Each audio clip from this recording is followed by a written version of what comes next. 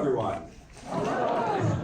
What a lovely crowd. Thank you so much for joining us for this open talk that's entitled, What's Calvino-esque?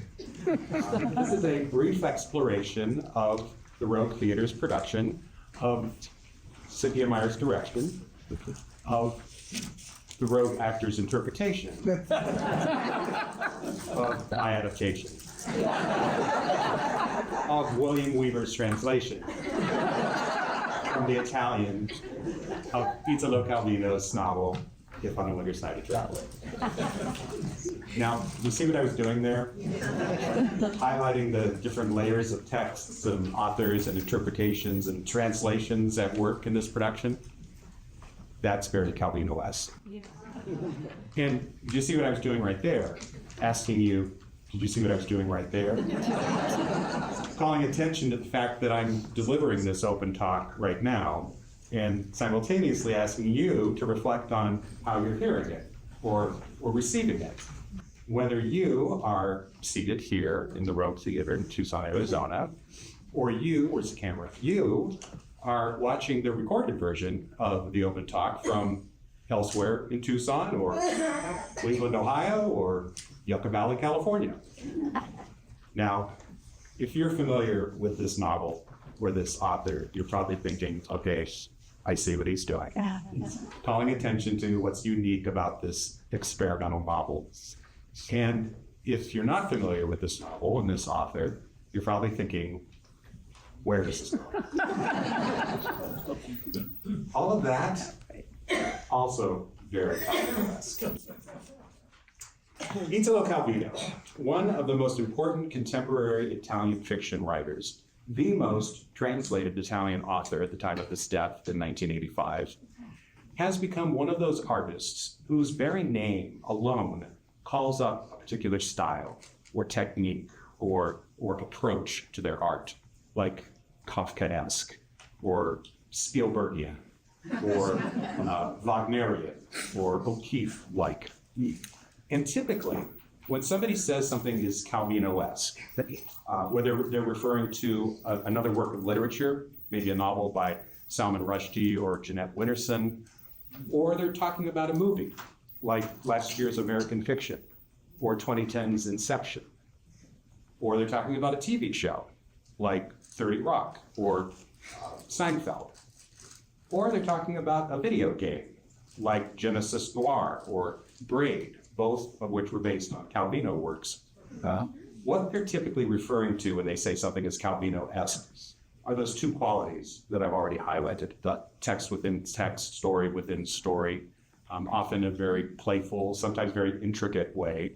And second, breaking the frame, when a character or a narrator steps out of the fiction and talks to us, calling attention to the relationship between the reader and the book, or the viewer in the movie or TV show, or the gamer and the game.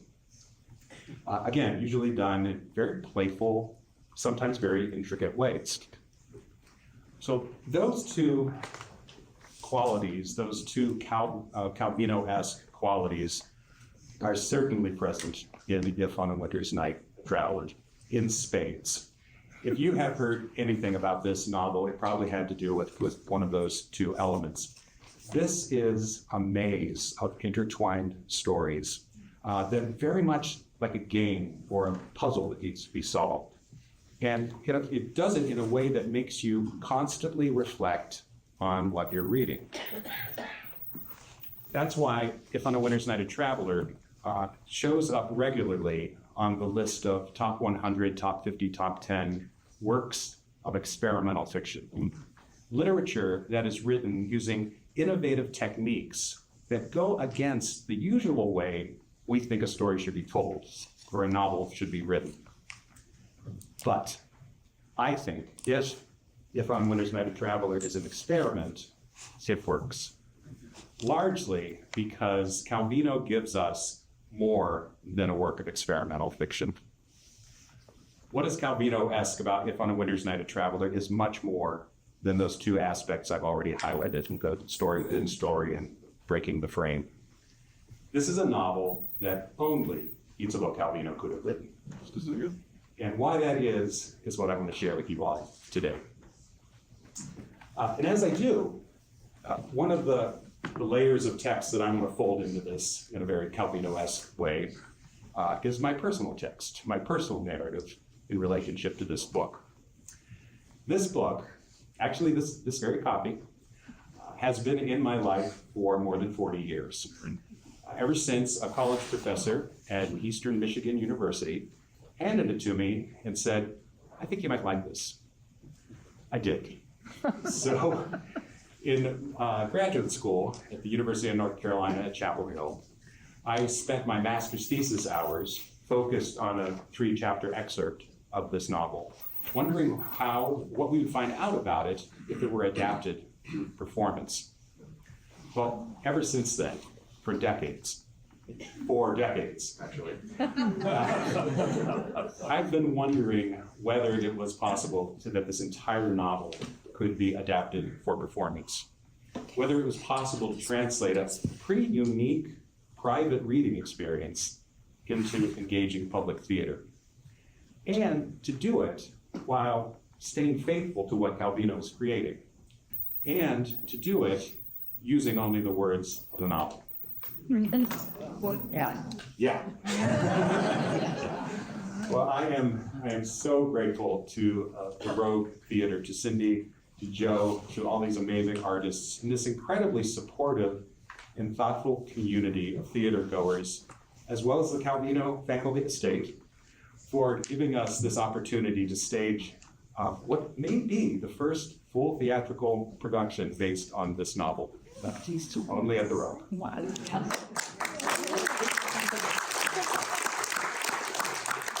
So today, what I'm going to talk about, who Calvino was, what If on a Wednesday Night a Traveler is, thankfully with help from some of the cast members, and how, in adapting it to the stage, we're hoping to illuminate and to explore what is uniquely Calvino-esque. Sound good? Yeah. Good, it's what I had planned. Calvino often said or wrote that he didn't believe that an author's autobiographical information should be considered when discussing their works. But in this case, it's really important because, as I said, this is a novel that only Italo Calvino could have written. So here's a quick sketch of his life and literary career as it relates to If on a Winter's Night a Traveler. Italo Calvino was born 101 years and 11 days ago on October 15th, 1923. The centennial of his birth was celebrated last year, not all around the world, not only in Italy, but all throughout around the world, including in Cuba, where he was born to a botanist mother and an agronomist father who were living and working there at the time. They moved back to Italy less than 2 years after Italo was born. As a young man, Calvino largely kept his literary interests and ambitions hidden from his scientist parents. In 1941, he enrolled in the University of Turin in the agriculture department, where his father had taught, but found himself increasingly drawn back to his writing and away from his chosen major. His university education was interrupted when the Germans occupied Italy during World War II, and he left school to fight in the resistance. And you have a wonderful essay by Jerry James there that fills in the details of that period of his life. I'm going to skip ahead to after the war.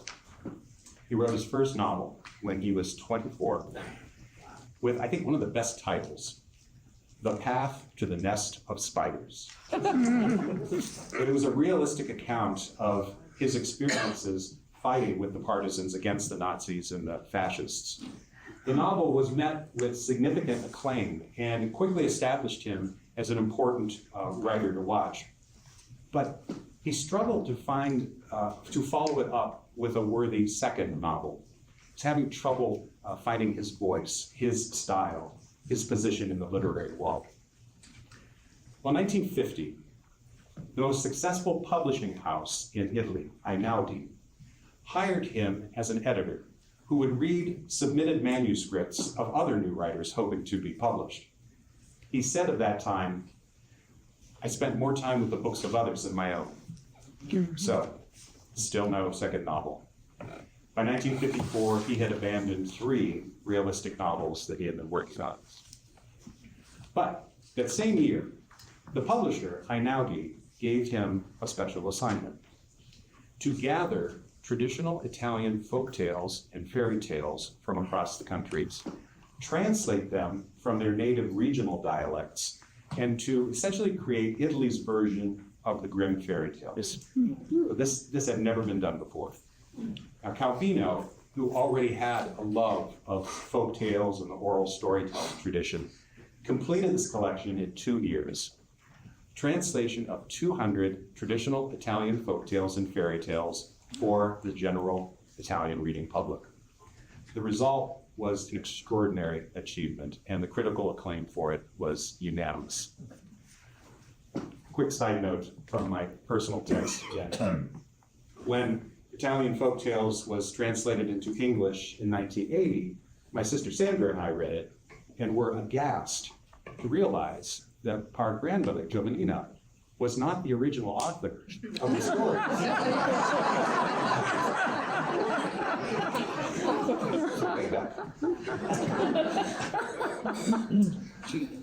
In the preface to Italian folktales, Calvino wrote, "For 2 years, I have lived in woodlands and enchanted castles.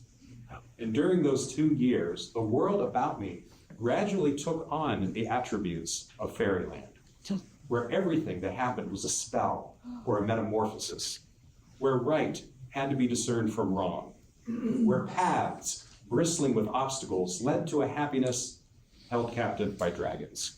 The rules which govern the world of folklore were tumbling out of the magic box I had opened." For Calvino, the writer, who's now 28, and was still trying to come up with that second novel, this experience, this opening up of folklore's magic box, may have had something to do with the epiphany he had about this time while he was working for the publisher, Einaudi. He characterized it this way: "I began doing what came most naturally to me, that is, following the memory of the things I had loved best since boyhood. Instead of making myself write the book I ought to write, the book that was expected of me, I conjured up the book I myself would have liked to read, the sort by an unknown writer from another age or another country, discovered in an attic." The book that Calvino conjured, writing it in 30 days, was The Cloven Viscount, one of 3 novels that were written in an 8-year period that have come to be known as the Our Ancestors trilogy, and they really made Calvino's name in Italy and abroad. With The Cloven Viscount, Calvino moved away from realism and leaned into his love of fantasy and folklore and fable. For example, in The Cloven Viscount, a 17th century nobleman is split in half by a cannonball. His right side, Gramo, becomes evil and sadistic. His left side, Buono, becomes possessed by goodness and grace. Gramo lives in a castle, Buono lives in the forest. Gramo causes damage and pain, Buono does good deeds, and both are in love with the same woman. In The Baron in the Trees, a young aristocrat, after quarreling with his family, climbs a tree on their estate and promises to never come down again. He doesn't, living out his years and his final days in the treetops of the surrounding woods. In The Non-Existent Knight, and that's Knight, K-N-I-G-H-T, the main character is, well, non-existent, literally an empty suit of armor that exists only to act out the rules and the protocols of knighthood. Now, while clearly Calvino was moving away from being a realist writer to a fabulous, a writer of fables. These works were not pure escapism. They reflected real, moral, and political issues of the time. Calvino artfully blended realism with fantasy. He once said, "Fantasy is like jam. You have to spread it on a solid piece of bread. If not, it remains a shapeless thing, like jam, out of which you can't do anything. Before I talk about what Calvino did next, the novels, the 60s and 70s that led up to If on a Winter's Night Traveler, allow me to layer in one more time a bit more of the personal narrative. In 1979, the year If on a Winter's Night Traveler was published, I was an undergraduate, sophomore, and a classmate of Cindy Myers, the artistic director here at the Road. We were in the same academic program in the speech and theater department, studying with the same mentor, Annette Martin, learning together what was possible when literature that was not originally written for the stage, novels, short stories, poetry, was performed. So as young adaptors, directors, we explored how to translate works from the page to the stage to illuminate the original work and also explore what else was there. And as young performers, we explored what it meant to embody literature, to be a poetic image, to give voice and body to a character's inner monologue. Or, in my case, what really got me excited was stepping into the skin of a narrator, of the narrative voice. Well, that same year, 1979, I took a literature course elective that I think was called the contemporary novel. It may have been the experimental novel. And the books that we read in that course blew the top of my head off. We read Donald Barthelme's The Dead Father, in which the main character, a huge, godlike figure of fatherhood, is hauled by cables by his children across many lands. It's written in a series of seemingly unrelated stories and dialogues. One entire chapter is a stream of bizarre, deconstructed sentences. We read Michael Ondaatje's Coming Through Slaughter, about the pioneering jazz trumpeter Buddy Bolton, written in the style of jazz, with long riffs and syncopation and polyrhythms, and one of the most beautiful interior monologues I've ever read that conveys what it must feel like to wail jazz trumpet while simultaneously losing your touch with reality. And we read Walter Avish's Alphabetical Africa. The first chapter is written only with words that begin with A. The second chapter with words that begin with A or B. The third chapter with A, B, or C, etc., until he has all the letters at his disposal. Then he begins removing them one by one in subsequent chapters. Z words disappear, then Y words, etc. Crazy, right?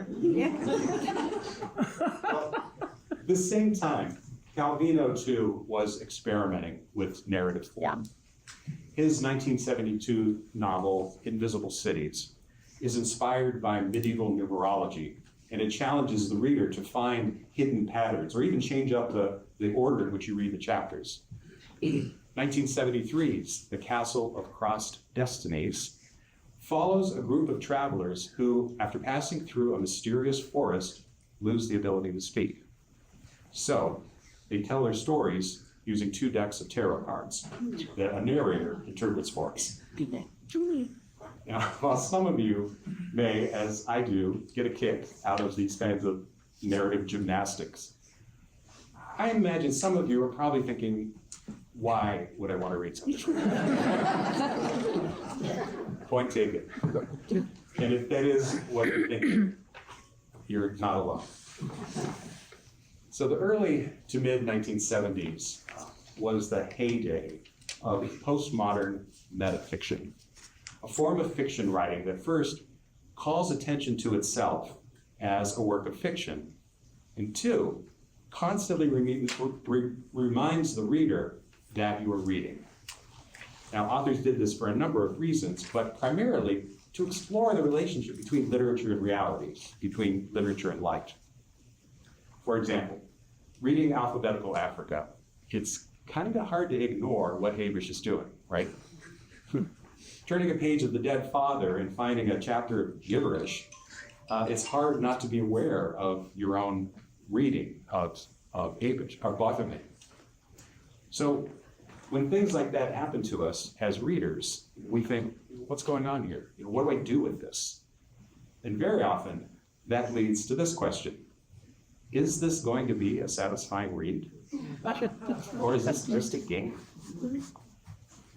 Well, so this, in fact, is one of the charges against metafiction and experimental fiction generally, that it can become about nothing but the game itself. Too detached, too clever, too self-indulgent, academic, lacking emotion or lyricism, or that kind of transporting to other worlds that we typically associate with a good read. Instead, it can alienate us as readers, not allowing us to a real connection to the characters, which seem almost like game pieces in the storytelling games. Fair enough. And then, in the last year of the 1970s, comes Italo Calvino with If on a Winter's Night a Traveler. One of the greatest literary mic drops in history. It was like Calvino was saying, oh, you want metafiction? I'll give you metafiction. And more. Please welcome cast members from the Rhodes production. Sophie Gibson Rush, who is going to be standing in for Bryn Booth today. Bryn's fine, but her cat is sick. Chelsea Bowden, Christopher Johnson, Brian Parker Knox, Christopher Pankratz, and Nat Wally, who will help me, thankfully, briefly describe what If on a Winter's Night a Traveler is. So, the main character of the novel is a man named simply Reader. Reader has purchased a copy of the new novel by Italo Calvino, If on a Winter's Night a Traveler. He starts reading the novel, but just as it's getting interesting, he's interrupted due to a printing error. A man whom I do not know was to greet me as soon as I got off the train. The sentence sounds somehow familiar. A man with a suitcase on wheels, exactly like mine, empty. There would have been a password. Why, this whole paragraph reads like something I've read before. In fact, the whole page is the same. He hasn't changed even a comma. Reader goes back to the bookstore and exchanges the novel, but the exchanged book turns out to be an entirely different novel that also is interrupted just as it's getting interesting. This happens to poor Reader 8 more times. Along his search for a complete copy of If on a Winter's Night a Traveler, Reader meets another reader, Ludmila. The novel I would most like to read at this moment should have as its driving force only the desire to narrate, to pile stories upon stories, simply allowing you to observe its growth, like a tree, an entangling as if of branches and leaves. He meets Ludmila's sister, Lotaria, an academic literary critic. Ludmila reads one novel after another, but she never clarifies the problems. Seems like a big waste of time to me. Don't you agree?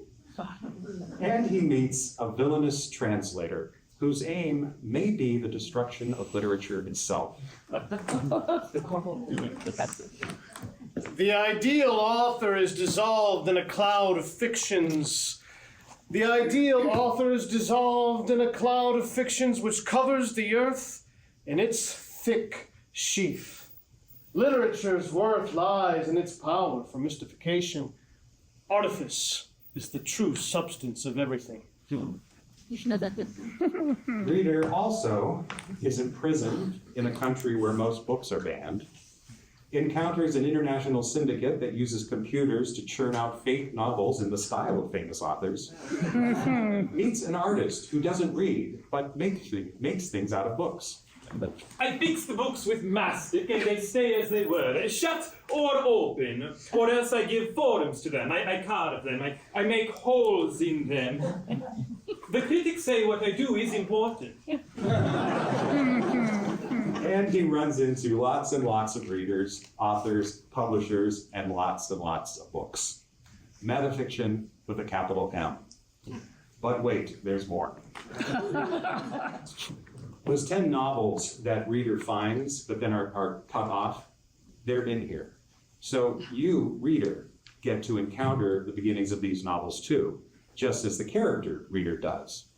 Each takes place in a different country, and each pays homage to a different genre of literature. And then there's the narrator. So forceful a presence in this novel that we've given him a name in this adaptation and production, Il Maestro. Of course, the ideal position for reading is something you can never find. In the old days, they used to read standing up at a lectern. People were accustomed to standing on their feet without moving. They rested like that when they were tired of horseback riding. Nobody ever thought of reading on horseback. And yet now, the idea of sitting in the saddle, the book propped against the horse's mane, or maybe tied to the horse's ear with a special harness, seems attractive to you. With your feet in the stirrups, you should feel quite comfortable for reading. Having your feet up is the first condition for enjoying a read. He speaks in the second person, directly addressing you, reader, kind of, but definitely addressing this reader, guiding him, cajoling him, admonishing him, as in this scene.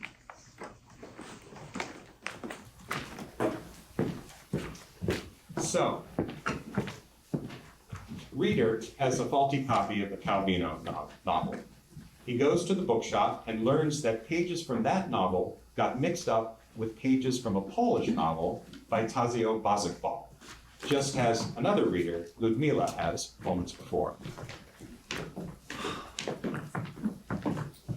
And so, the other reader makes her happy entrance into your field of vision, reader, or rather, into the field of your attention.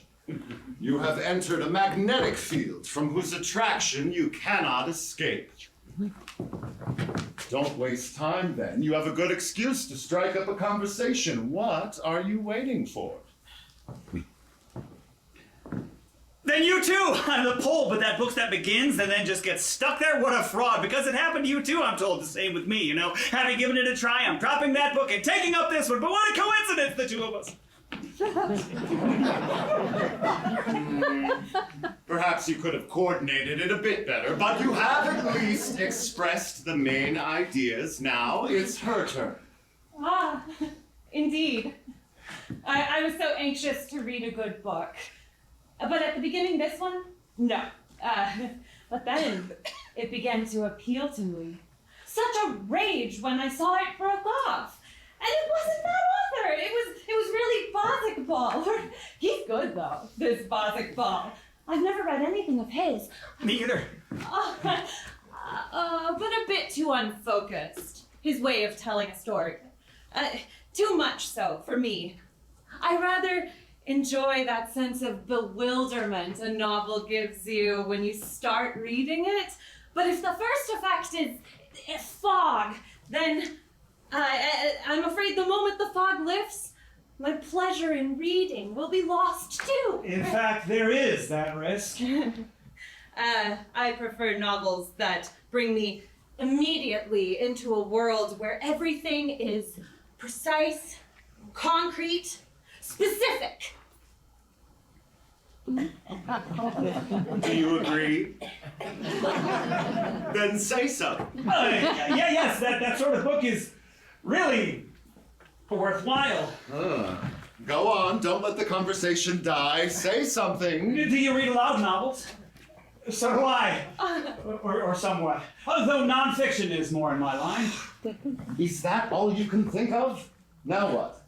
Are you stopping? Good night. Aren't you capable of asking her, have you read this one and this? Which of the two do you like better? There, now you have something to talk about for half an hour. The trouble is that she's read many more novels than you have, especially foreign ones. And she has an orderly memory. She refers to specific episodes. She asks you. And do you remember what Henry's aunt says? And you, who unearthed that title because you know the title and nothing more, and you liked letting her believe you had read it, now have to extricate yourself with generic comments like, It moves a bit slowly for me. Or, I like it because it's ironic. Really? You find it ironic? better to fall back on your reading of yesterday evening? Oh, let's hope we have a complete copy this time. Properly bound so we don't get interrupted right at the climax! As happens. As happens? When? How? What do you mean? I mean, let's hope we get to the end satisfactorily. Oh, yes. Yeah. Did you hear that? She said, oh, yes. You know where you want to arrive. Then I hope I'll see you again. Since we're both customers here, that way we can exchange impressions after reading the book. With pleasure. You know where you want to arrive. It's a fine net you are spreading out. The funniest thing would be is, just as we thought we were reading Italo Calvino and it turned out to be Ball, now we open Ball only to find Italo Calvino. Oh no, if that happens, we'll sue the publisher. Listen, why don't we exchange telephone numbers? If there are two of us, we have a better chance of putting together a complete copy. There. You have said it. What is more natural than that a solidarity, a complicity, a bond should be established between reader and reader, thanks to the book? Please join me in thanking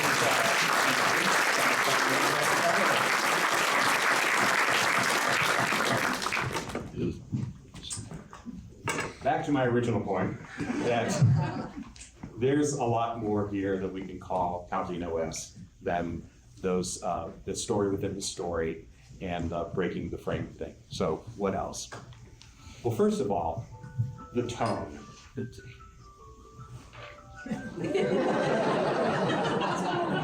tone. The tone.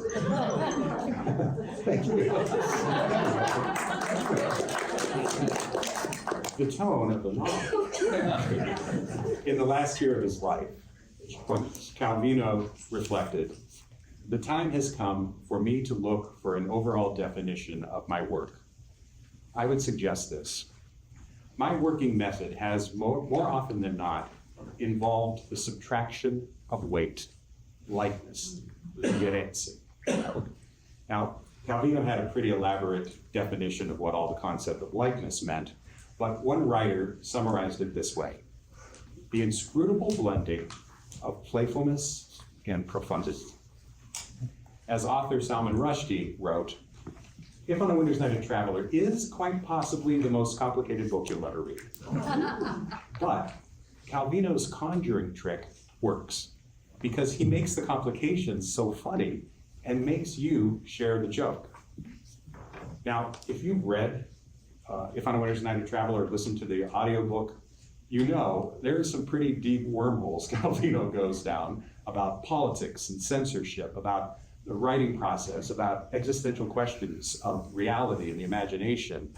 And those can feel pretty weighty. But as writer and Calvino podcaster Philip Marsh puts it, Calvino's lightness means there is always an element of delight in his work, a wry sense of humor which prevents his work from falling into the trap of taking itself too seriously. So I've always thought that this novel was fun and funny. I mean, that's some pretty great comic dialogue right there, right? And good timing.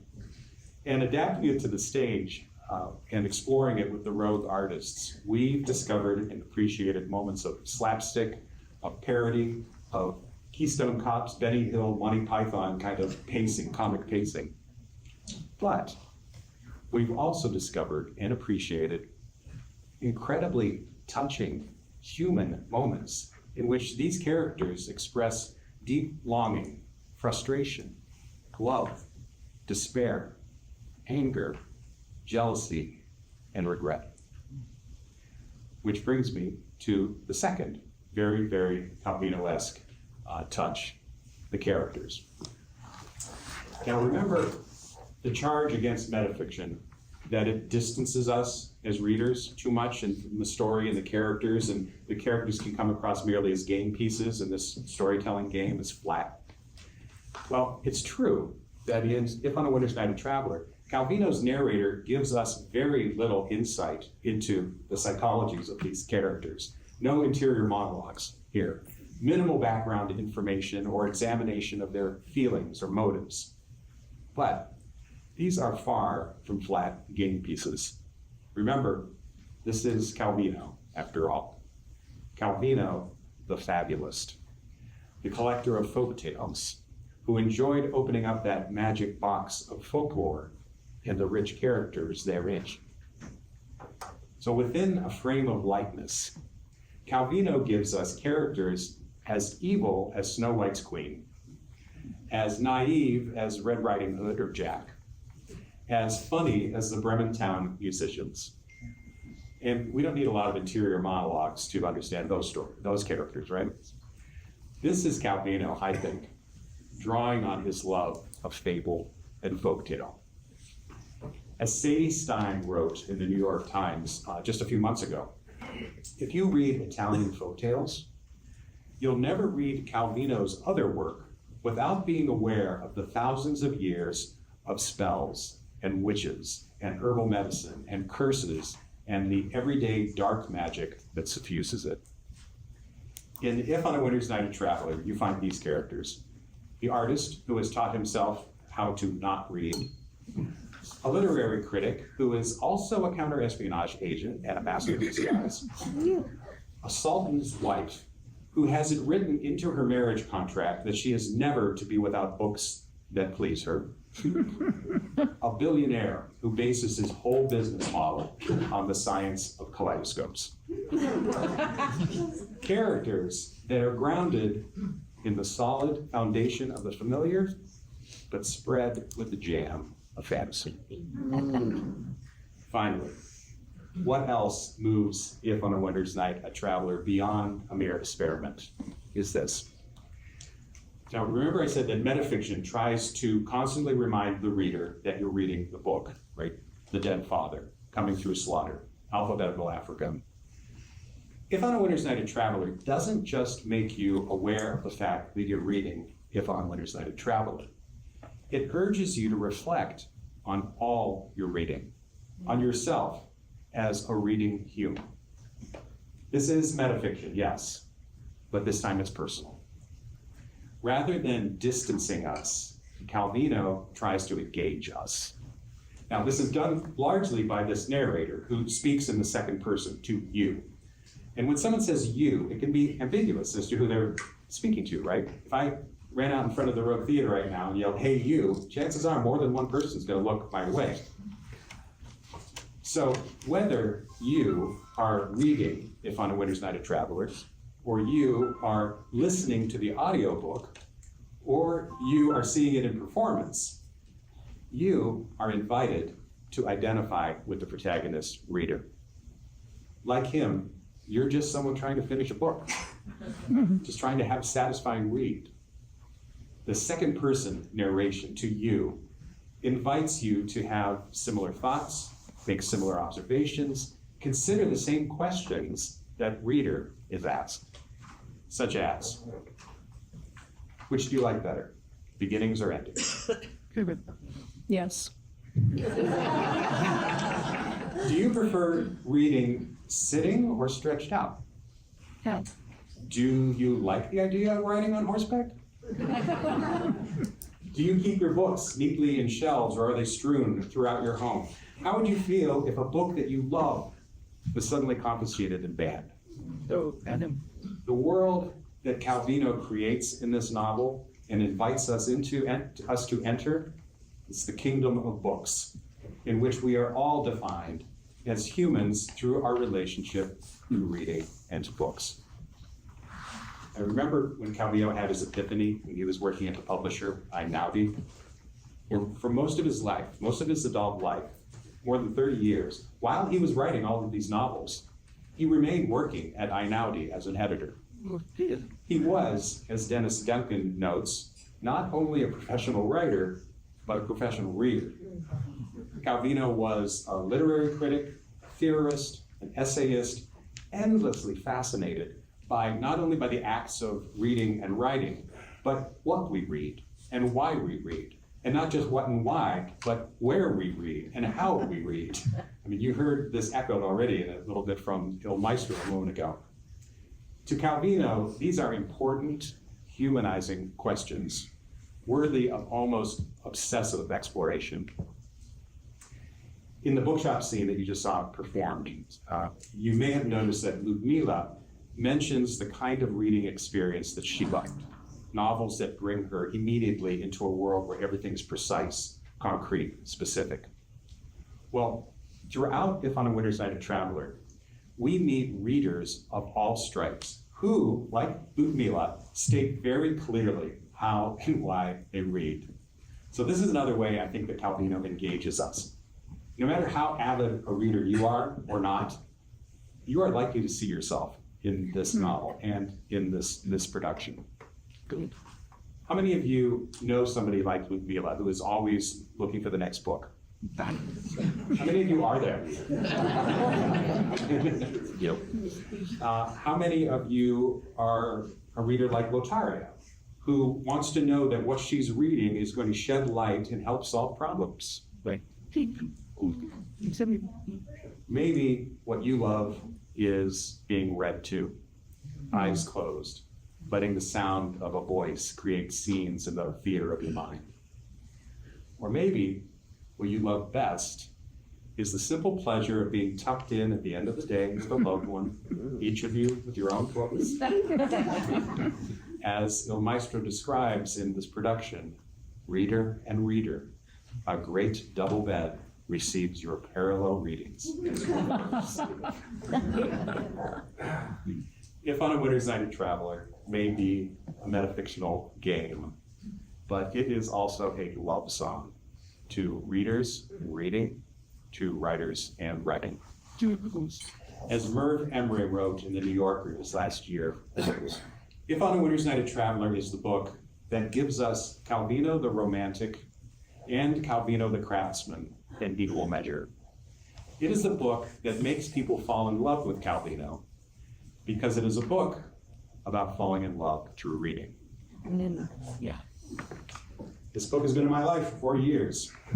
Ever since that mentor that Cindy and I shared, Annette Martin, handed this to the 20-year-old me, saying, I think you'll like this. She was right. I think it's a classic. In his 1980 collection of essays, Calvino defines a classic this way. A classic is a book that never finishes saying what it has to say. Thank you again to the Rogue community for making it possible for us to explore what this Calvino classic has to say. And thank you all for being here today.